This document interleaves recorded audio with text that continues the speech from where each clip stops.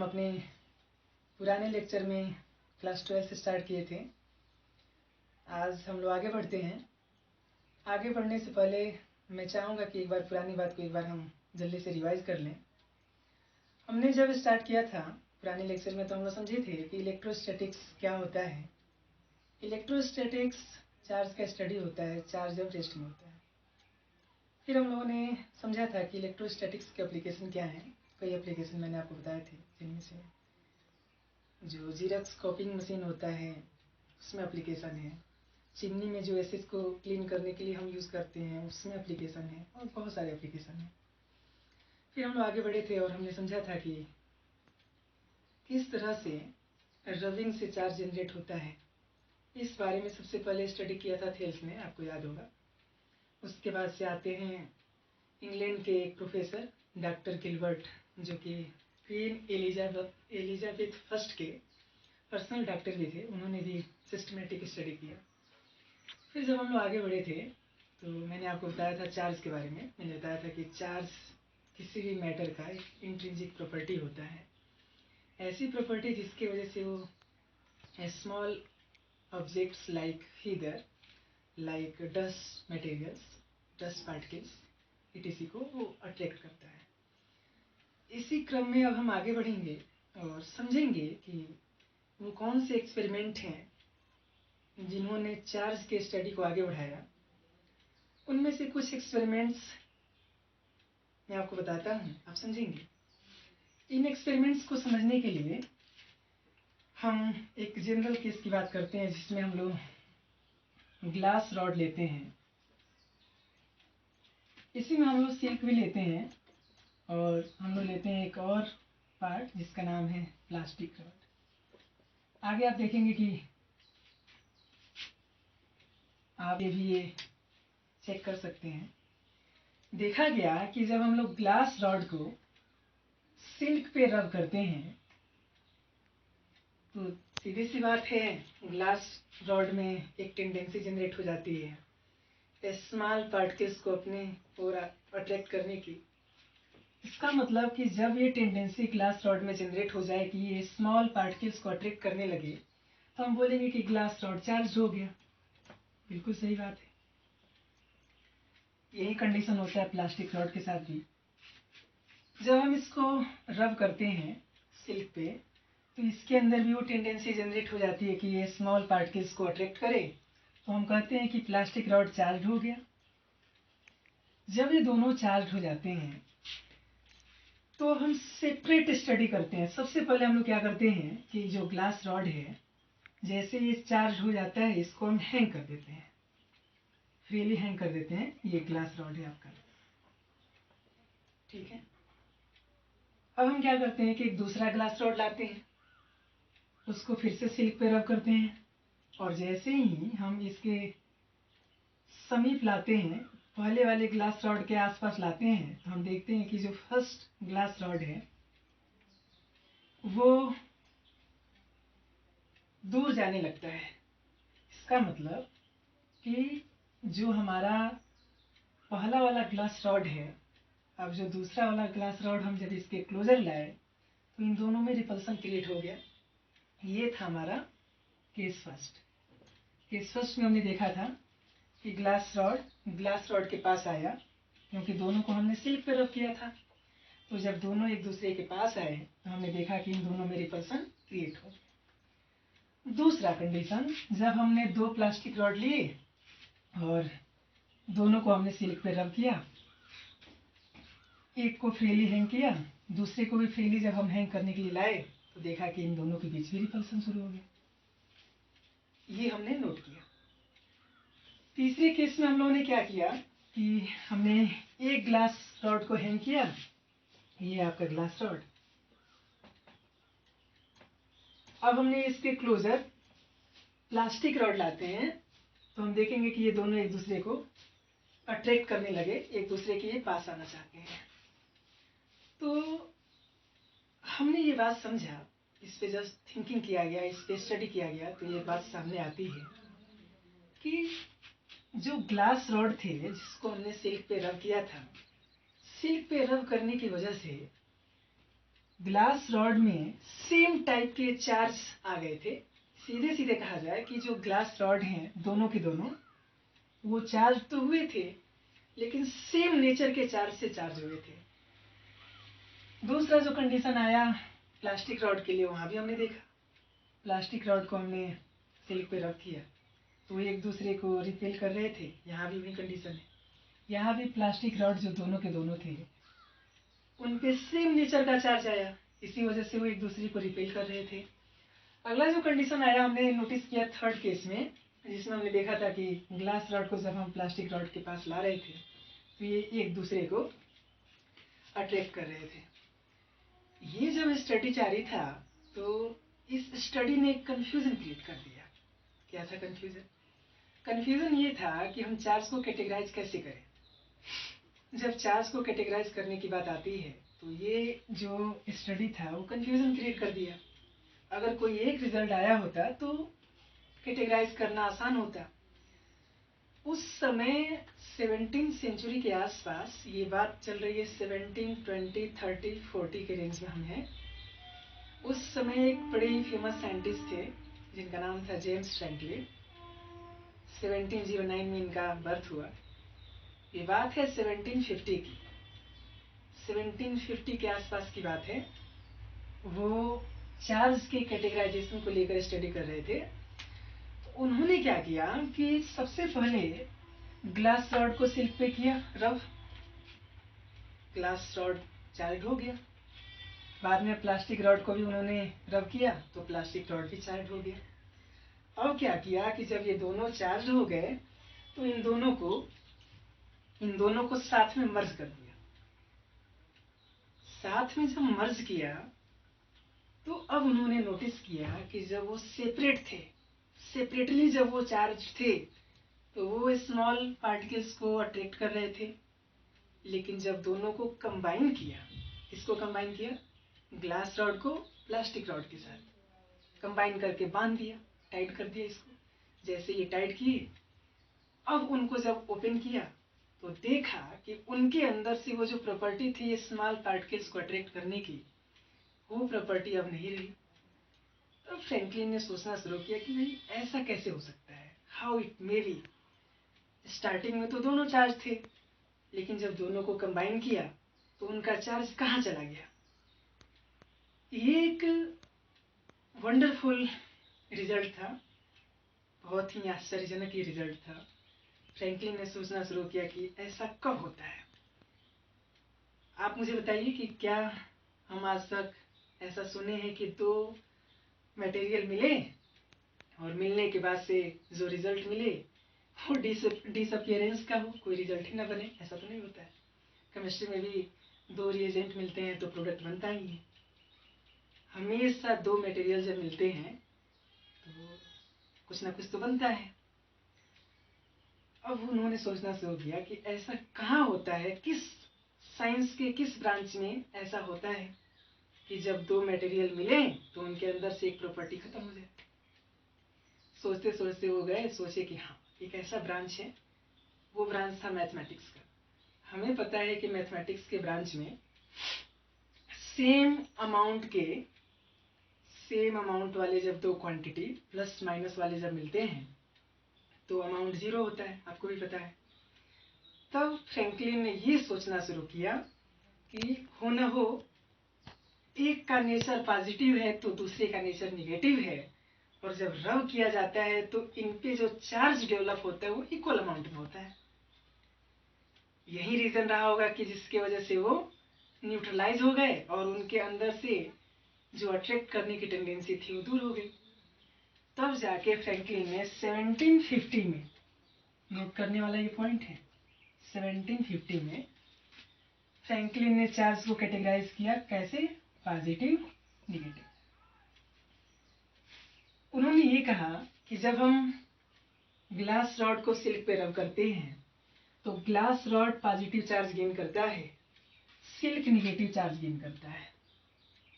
इसी तरह से उन्होंने ये भी बताया कि जब हम प्लास्टिक रॉड को रब करते हैं सिल्क पे तो सिल्क पॉजिटिवली चार्ज रहता है जबकि प्लास्टिक रॉड निगेटिवली चार्ज रहता है। इस तरह से उनके इस कंसिडरेशन की वजह से ही आज हम लोग चार्ज को दो तरह से जानते हैं। एक है आपका पॉजिटिव चार्ज, दूसरा है आपका निगेटिव चार्ज। यहाँ पर एक बात और समझना चाहिए। अब एक और कंफ्यूजन थोड़ा सा आया। कंफ्यूजन क्या आया? कंफ्यूजन ये आया कि अगर ऐसी बात है, हम इन दोनों को तो मान लिए, इस पे पॉजिटिव चार्ज आया, इस पे निगेटिव आया, जब इन दोनों को रब किया तो। लेकिन इन दोनों को रब किया तो इस पे पॉजिटिव आ गया, इस पे निगेटिव आया। फिर बाकी जो सब्सटेंसेज हैं उन पे अगर हम रब करते हैं तो हम कैसे समझेंगे? इसके लिए क्या किया, आप फेराडे का नाम तो खूब सुने होंगे, माइकल फेराडे, जिन्होंने बहुत ही फेमस एक्सपेरिमेंट किए इलेक्ट्रोमैग्नेटिक इंडक्शन का, हम पढ़ेंगे भी। फेराडे भी उस समय एक्टिव थे। उन्होंने क्या किया कि डिफरेंट मटेरियल्स को कैटेगराइज किया, जिसके बेसिस पे हम समझ पाएंगे कि एक मटेरियल को दूसरे पे जब रब किया जाता है तो किस तरह का चार्ज डेवलप होगा। मैं चाहूंगा कि आप उस लिस्ट को नोट करें। मैं उस लिस्ट को लिखूंगा इस बोर्ड पे, अभी मिटा के मैं कि मैंने बोर्ड पे नोट किया हुआ है। आप सबसे पहले इसे नोट करेंगे, फिर हम समझेंगे कि बोर्ड एग्जामिनेशन में क्वेश्चंस कैसे पूछे जाते हैं इससे रिलेटेड। तो फर्स्ट ऑफ ऑल आप नोट कीजिए।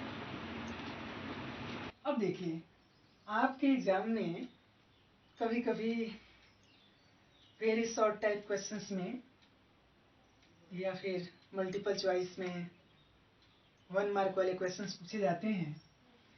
उसमें इस तरह के क्वेश्चन बनते हैं, जैसे मान लीजिए कि वो क्वेश्चन कर सकता है आपसे कि जब हम फर को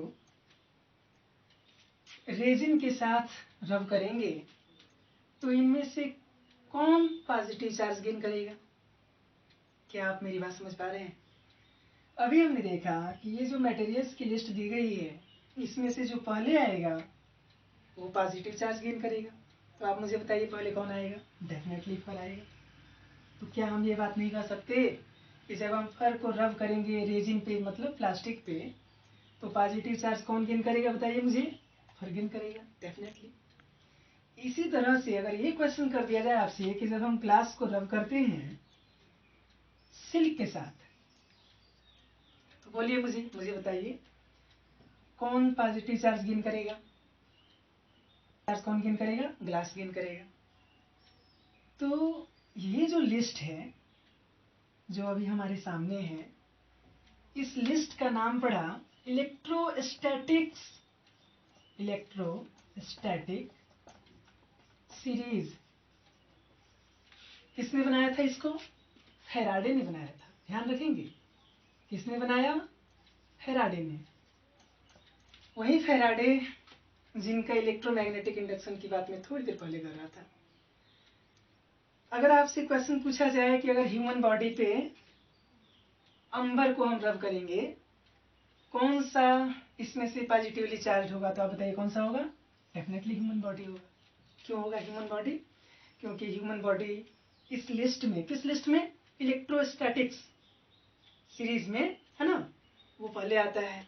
और हम पढ़ चुके हैं कि जो पहले आएगा उस पे ही पॉजिटिव चार्ज आएगा। देख सकते हैं, सब मटेरियल्स आर कैटेगराइज्ड, इसमें जो पहले आएगा उसको पॉजिटिव चार्ज गेन करना पड़ेगा।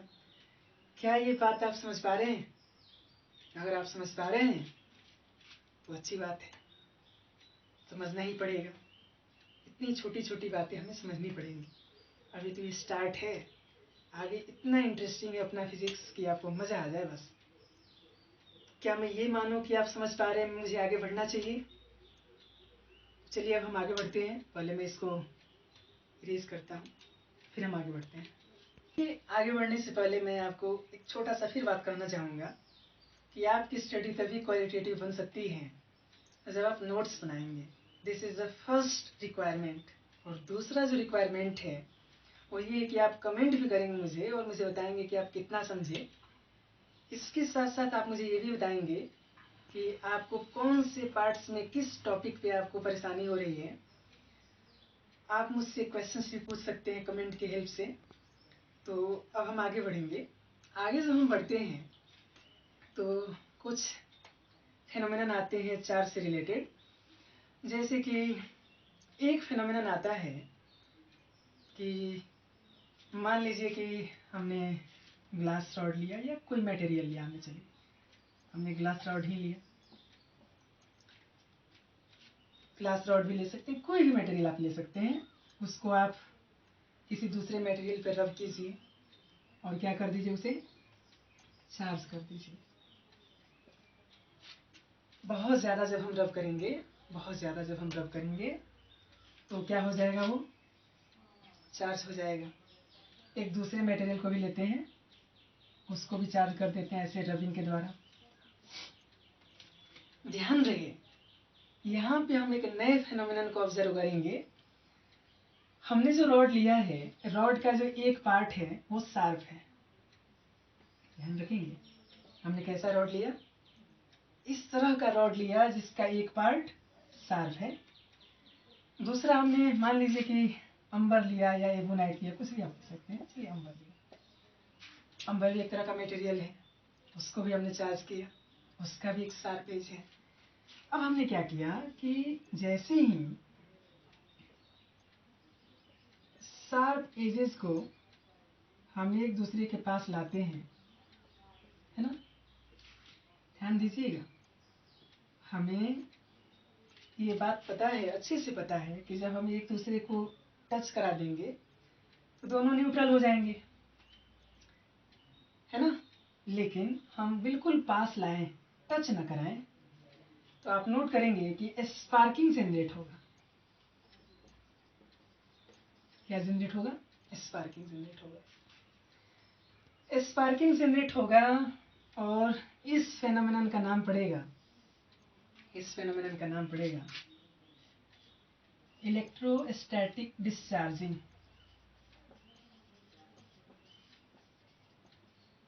या डिस्चार्ज आप कह सकते हैं। ऐसा क्यों, ऐसा इसलिए क्योंकि ये दोनों के दोनों जो रॉड हैं, स्मॉल पार्टिकल्स को अट्रैक्ट करने की टेंडेंसी खत्म कर देंगे अपने अंदर से। इस प्रोसेस का क्या नाम पड़ा, इलेक्ट्रोस्टैटिक डिस्चार्ज।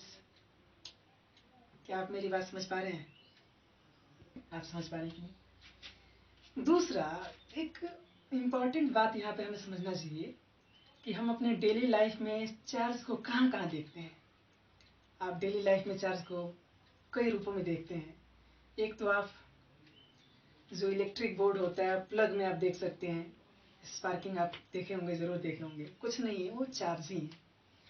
आपने और भी कई तरह के फिनोमेनन देखे होंगे, जैसे बोर्ड पे, चाहे वो ये बोर्ड हो, वाइट बोर्ड हो या फिर ब्लैक बोर्ड हो, आपको पता है कि ब्लैक बोर्ड की अगर हम बात करें तो चौक का एक पार्टिकल जा करके उस पर स्टिक हो जाता है बोर्ड पे, है ना।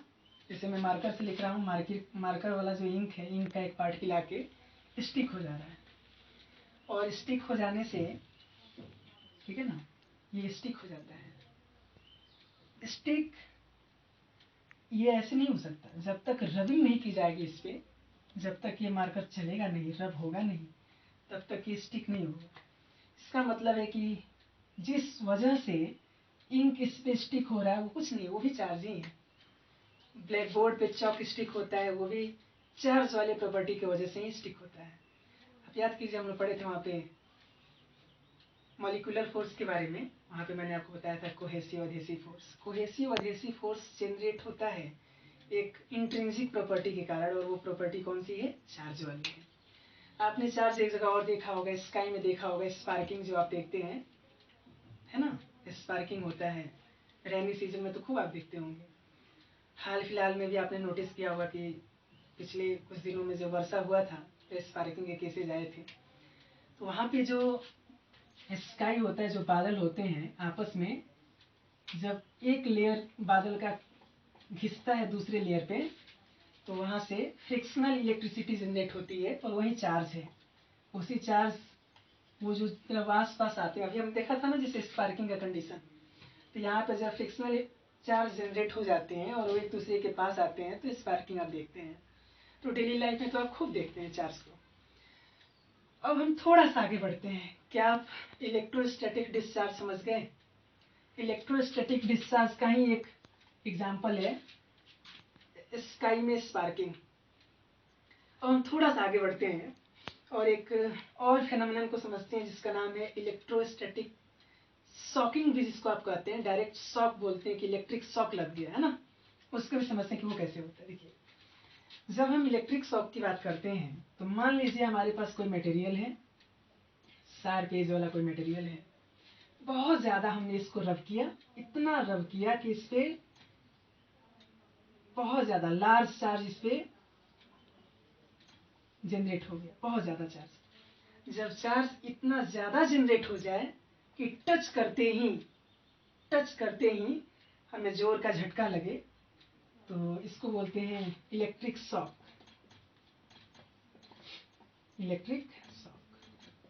इलेक्ट्रिक शॉक कुछ नहीं है, जब चार्ज एक्सिस अमाउंट में होता है और उसको टच करने से ही हमें झटका लगे तो वो इलेक्ट्रिक शॉक होता है।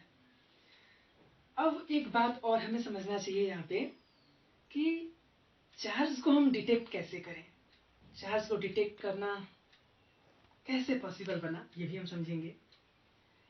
क्योंकि चार्ज को डिटेक्ट किए बिना तो हम समझ ही नहीं पाएंगे कि कोई मटेरियल चार्ज है कि नहीं है।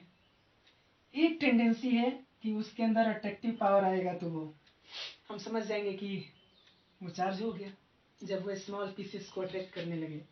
लेकिन हम उसके अमाउंट को नहीं समझ पाएंगे कि कितने अमाउंट से वो चार्ज हुआ।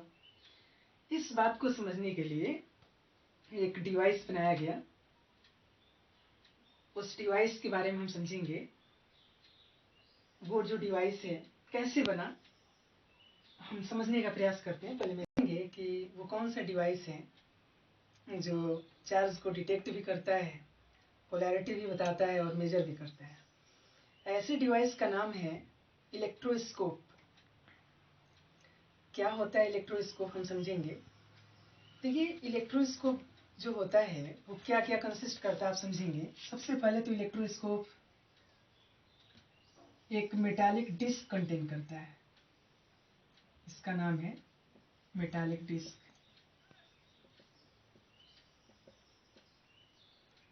मेटालिक डिस्क कंटेन करता है ये। दूसरा जो है, यह एक मेटालिक रॉड होता है, यह होता है मेटालिक रॉड। हम क्या करते हैं कि जो बॉटम पार्ट होता है यहाँ पर हम फॉयल लगा देते हैं, 2 फॉयल लगाते हैं, गोल्ड फॉयल लगाते हैं। आप गोल्ड फॉयल भी लगा सकते हैं, या फिर आप अभी करेंट टाइम में एल्युमिनियम के फॉयल भी आने लगे हैं। लेकिन जो सबसे पहला बना था इलेक्ट्रोस्कोप, इसका नाम है इलेक्ट्रोस्कोप। ध्यान रखेंगे, क्या नाम है, इलेक्ट्रोस्कोप। तो इलेक्ट्रोस्कोप एक ऐसा डिवाइस है जिसके हेल्प से हम क्या कर सकते हैं, चार्ज को डिटेक्ट कर सकते हैं, चार्ज की पोलैरिटी को डिटेक्ट कर सकते हैं। कैसे बनता है ये इलेक्ट्रोस्कोप? इलेक्ट्रोस्कोप को बनाने में सबसे पहले तो एक मेटालिक डिस्क होता है, आप देख सकते हैं ये मेटालिक डिस्क है। दूसरा क्या होता है, एक मेटालिक रॉड होता है, मेटालिक रॉड बनाता है, और नीचे हम क्या करते हैं, बॉटम साइड में गोल्ड के फॉइल लगा देते हैं।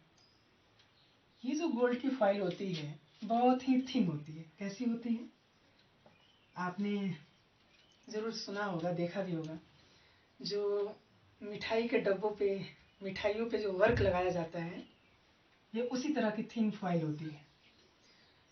अब ये फॉइल डिस्टर्ब ना हो जाए फंक्शनिंग के दौरान, इसके लिए हम लोग क्या करते हैं कि इस पूरे फंक्शन को हम एक ग्लास जार में पैक कर देते हैं। किसको बचाने के लिए, गोल्ड फॉइल को बचाने के लिए हम पूरे सिस्टम को किस में पैक कर देते हैं, ग्लास जार में। ये ग्लास जार है आपका, ग्लास जार में इसको पैक कर देते हैं, और ये रबर का सपोर्ट रहता है।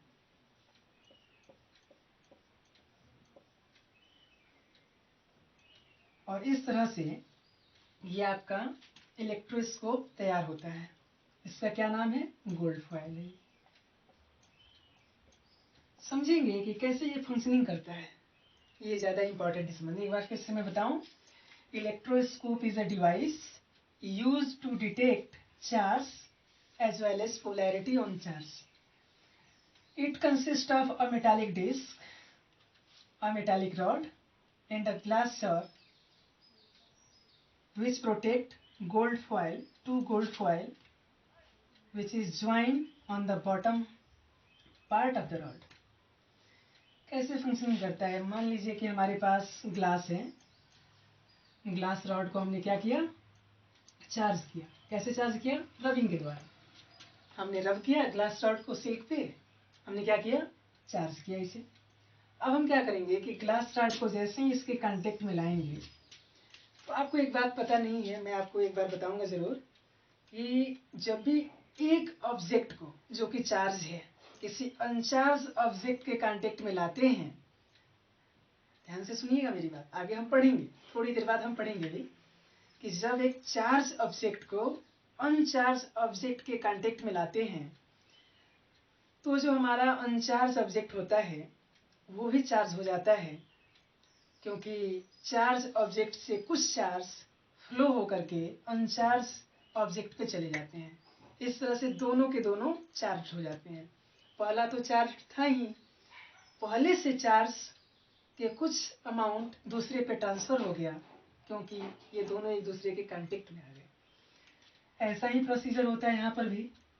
जैसे ही हम ग्लास रॉड को लाते हैं कांटेक्ट में, तो ग्लास रॉड कांटेक्ट में जब आता है इस मेटालिक डिस्क के, तो ग्लास रॉड जिस चार्ज से चार्ज होगा, आपको पता है कि वो पॉजिटिव चार्ज से चार्ज होता है, तो ये पॉजिटिव चार्ज डिस्क के हेल्प से पहले तो मेटालिक रॉड में आएगा, फिर ये आगे बढ़ते बढ़ते कहाँ आएगा, बोलिए, गोल्ड फॉइल पे आएगा।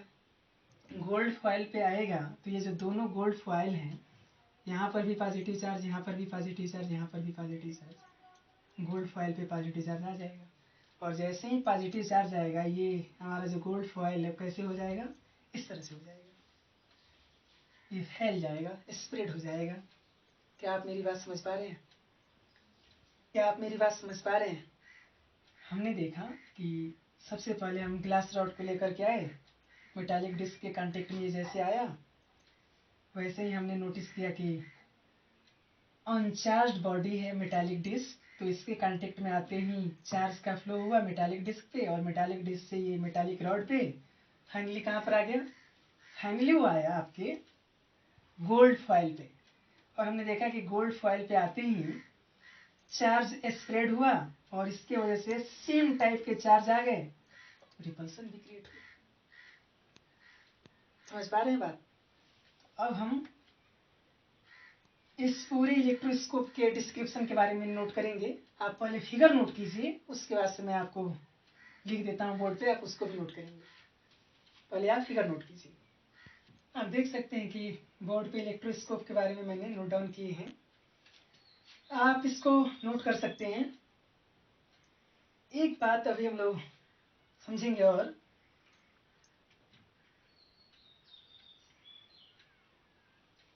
कि आप नोट कर चुके होंगे, इसमें एक पॉइंट हमें समझना चाहिए कि हम ये तो समझ जाते हैं कि कोई ऑब्जेक्ट चार्ज है कि नहीं है, रबिंग के बाद जब हम इसके पास लाते हैं तो हम ये बात समझ जाते हैं। लेकिन हम अगर ये बात समझना चाहें कि पोलैरिटी कैसे है, पोलैरिटी को कैसे समझें, तो ग्लास रॉड के बारे में आपको आइडिया है कि आप ग्लास रॉड को लाए, तो ग्लास रॉड चार्ज अगर है तो ये जो फॉइल्स हैं वो डाइवर्ज होंगी। ग्लास रॉड पॉजिटिवली चार्ज होता है, ये आपको पता है कि हमने स्टार्टिंग में ही समझा था इस बात को। दूसरा जो पॉइंट है, ग्लास रॉड को अगर हम सिल्क पे रब करेंगे तब की बात है ये, है ना। दूसरा जो पॉइंट है, मान लीजिए कि अगर हम प्लास्टिक को भी रब किए, हम प्लास्टिक के पोलैरिटी को जानना चाहते हैं कि प्लास्टिक किस चार्ज से चार्ज है, तो सिंपली हम क्या करेंगे कि अभी जो ये पॉजिटिव चार्ज यहाँ पे बना हुआ है, जिसके वजह से फॉइल्स डाइवर्स हो गई हैं, ये बात आप समझ पा रहे हैं। अब हम क्या करेंगे कि ग्लास रॉड को हटाएंगे, लेकिन जो चार्ज हैं, जो फॉइल्स हैं, वो तो डाइवर्जेंस वही रहेगा, क्योंकि चार्ज इस पे जब आ गई तो वो बना रहेगा। अब हम क्या करेंगे, प्लास्टिक रॉड को जब यहाँ लाएंगे, समझेंगे आप बात को, अगर हम प्लास्टिक रॉड को लाए और ये जो फॉइल्स हैं डाइवर्जेंस की डिग्री और बढ़ गई, तो हम बोलेंगे कि प्लास्टिक भी पॉजिटिवली चार्ज है। लेकिन अगर हमने नोटिस किया कि ये जो डाइवर्जेंस हुआ था गोल्ड फॉइल का, वो ख़त्म हो गया और अपने ओरिजिनल स्टेट में फॉइल्स आ गई, तो हम बोलेंगे कि वो निगेटिवली चार्ज है। क्या मैं आपको ये बात समझा पा रहा हूँ? आप मेरी बात समझ पा रहे हैं? एक बार फिर से समझेंगे बातों को। सबसे पहले हम ग्लास रॉड लेकर आते हैं, फॉइल्स डाइवर्ज होती हैं। ग्लास रॉड के बारे में हमें पता है कि वो पॉजिटिवली चार्ज होता है। फॉइल का डाइवर्ज होना भी साबित करता है कि वो चार्ज है। अब हम क्या करते हैं कि कोई दूसरा मटेरियल जिसको हम चेक करना चाहते हैं, जिसकी पोलैरिटी हम चेक करना चाहते हैं, ग्लास रॉड को हटा देते हैं। अब दूसरा मटेरियल लाते हैं। अगर दूसरा मटेरियल भी पॉजिटिवली चार्ज ही है तो फॉइल का जो डाइवर्जेंस होगा वो बढ़ेगा। अगर अपोजिट चार्ज से चार्ज है तो फॉइल का जो डाइवर्जेंस पहले था वो घटेगा, फॉइल अपने ओरिजिनल स्टेट में आएगा। तो हम दूसरे जो मटेरियल हम इसके कांटेक्ट में लाए हैं, जैसे कि प्लास्टिक हो गया, ये दूसरे भी मटेरियल सब ला सकते हैं, हम समझ पाएंगे कि उस मटेरियल पे किस तरह का चार्ज है, यानी हम पोलैरिटी भी जान सकते हैं। एक और बात हमें यहाँ समझना चाहिए कि हमें पता है कि स्टार्टिंग में ये जो हमारा इलेक्ट्रोस्कोप था गोल्ड फॉइल की वजह से बना था, गोल्ड फॉइल यूज किया गया था, इसलिए इस इलेक्ट्रोस्कोप का नाम पड़ता है गोल्ड फॉइल इलेक्ट्रोस्कोप। क्यों? क्योंकि गोल्ड फॉइल से सबसे पहले बना था। वो अलग बात है कि आज के समय में एल्यूमिनियम फॉइल के भी बनने लगे हैं और भी दूसरे तरह के मेटल से बनने लगे हैं। क्या आप मेरी बात समझ पा रहे हैं? क्या आपने ये पूरी बात नोट की? अगर नहीं की तो फिर से नोट कीजिए और जल्दी से जल्दी नोट कीजिए, मैं इरेज करके आगे बढ़ूं। विद्यार्थियों, समय की पाबंदी कुछ ऐसी है कि मैं आगे बढ़ नहीं पा रहा हूँ, लेकिन आप मुझे कमेंट कीजिए और बताइए मुझे कि आप कितना समझ पा रहे हैं, किस पार्ट में आपको परेशानी है। जैसे ही आपका मैं कमेंट देखूंगा, मैं अगला वीडियो भी बनाऊंगा, तो आप कमेंट ज़रूर करें। धन्यवाद।